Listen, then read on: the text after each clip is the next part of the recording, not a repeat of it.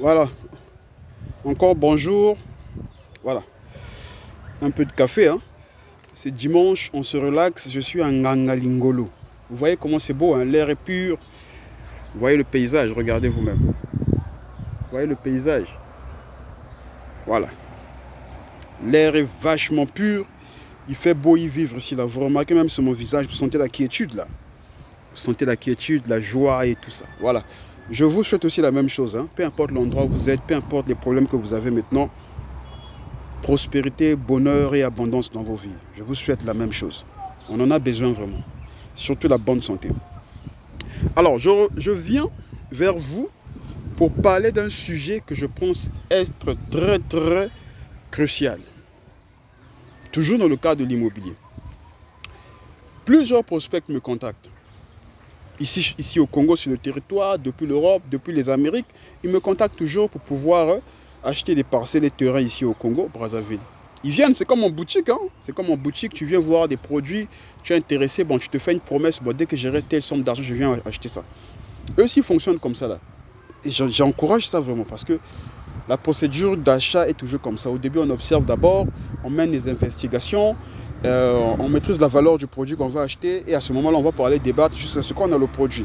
C'est ça la procédure, c'est normal. Mais il y a un truc que moi, personnellement, je défends. J'adresse et que je critique. C'est de tenter d'acheter une parcelle en comptant sur un crédit.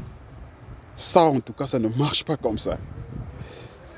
Tu ne peux pas acheter un terrain ou une parcelle en comptant sur un crédit. Ça, je vous déconseille ça. Parce que la banque n'a aucun intérêt lorsque tu achètes ton terrain. La banque n'a pas d'intérêt. Parce que oui, tu as acheté un terrain. Mais de quelle manière la banque va récupérer son argent? La banque a quelle garantie? Ce que moi je conseille toujours aux gens, tu veux acheter un terrain, peu importe l'endroit là où tu es. Tu es par exemple à Paris, tu es par exemple à Toronto, tu es par exemple à Brazzaville, peu importe l'endroit. C'est mieux de faire tes propres épargnes. Tu ouvres un compte bloqué, tu fais tes épargnes. Même si c'est un 50 000 francs par mois, 20 000, tu fais petit à petit tes épargnes.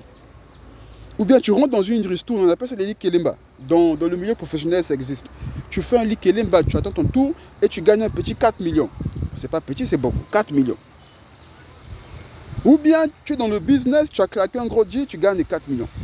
Pour acheter le terrain, il faut le faire avec ton propre argent, dont tu connais la disponibilité, dont tu sais que si je fais seulement ça, j'aurai cet argent-là. Là, tu achètes le terrain. Donc, quand tu viens voir un courtier immobilier, il faut avoir la garantie que l'argent dont tu parles là, pour acheter, que tu l'auras par exemple dans une semaine. Tu sais que tu vas prendre l'argent du Kéléba, rapidement tu viens acheter. Maintenant, pour construire sa maison à ce moment-là, maintenant, il faut prendre le crédit. Parce que la banque sous-entend que il a déjà acheté le terrain. Et là, il veut construire la maison. Donc la banque sous-entend que la banque même peut te conseiller. Bon, au lieu de construire juste une maison là où tu as vécu avec ta famille, construis une maison que tu vas mettre en location. À ce moment-là, en location, si tu gagnes par exemple 300 000 francs par mois, la banque peut te dire que, écoute, sur 300 000 francs, tu nous défales chaque fin du mois 50 000 francs. Et là, tu payes le crédit.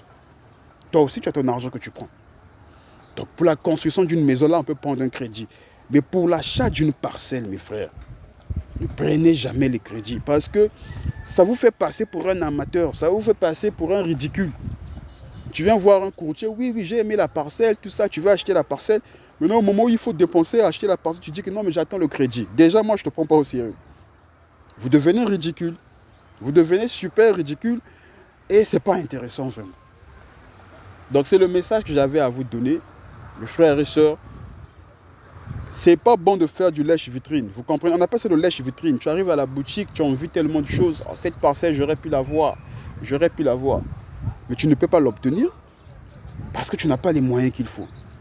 C'est toujours, mais tu passes, tu regardes, ça compte, ça coûte ça. Tu pars, tu t'organises, tu trouves l'argent qu'il faut. Et une fois que tu repasses, tu achètes, c'est fini. Mais venir faire du lèche-vitrine, j'aurais pu l'avoir. Non, non, non, non. Donc, mes frères et sœurs, c'est le conseil que j'avais à vous donner. Vous voulez acheter une parcelle, préparez-vous, faites vos épargnes, lui, Kélemba et autres. Dès que vous avez l'argent, achetez une fois pour toutes. Et même comme vous avez un courtier, l'endroit qu'on vous montre là, si vous voyez que c'est bon, le sol est bon, tout ça, tout, prenez. Ne soyez pas exigeant du genre que bon, avec mes 5 millions là, je dois avoir tel. Non, ça ne marche pas comme ça. Sinon, vous allez tomber sur des escrocs. Parce que l'escroc, quand tu es avec lui, tu le fais marcher, il y a un moment, il se rend compte qu'il perd son temps, alors il te fait une arnaque qui s'en va. Donc, quand vous avez un courtier immobilier qui est sérieux tel que je le suis, qui vous dit que avec ce budget, prenez tel endroit, prenez.